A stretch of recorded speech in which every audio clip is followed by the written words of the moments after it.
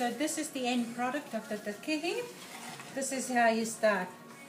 Put a little bit of coconut cream at the bottom of the base of the tray, or if you're using just foil paper, such as that one there, same principle applies, okay?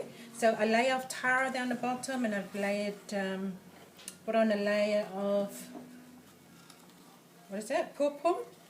Now I've got sweet potato, a layer of sweet potato. You don't have to have sweet potato if you don't want to, but it adds colour and it also adds sweetness and flavour to the takihi. But taro on its own with just coconut cream it's good enough. And I'll sprinkle some more coconut cream over that layer. So basically that's how you assemble a takihi.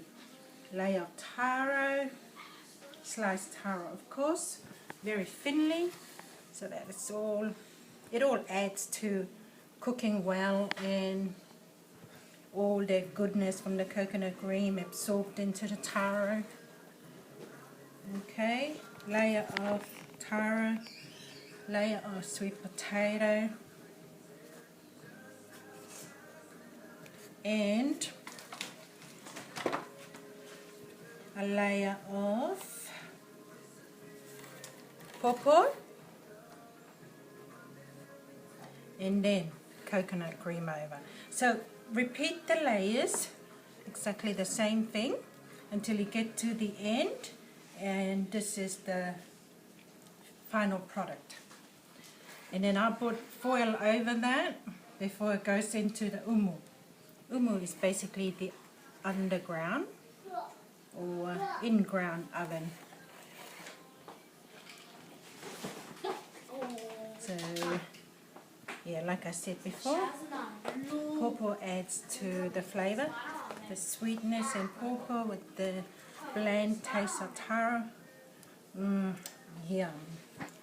It's an island NIUE special dish. It's our national dish. It's not that hard to make, but it's the preparation before that makes it more enjoyable. And it's made with love. That's the main ingredient in preparing food.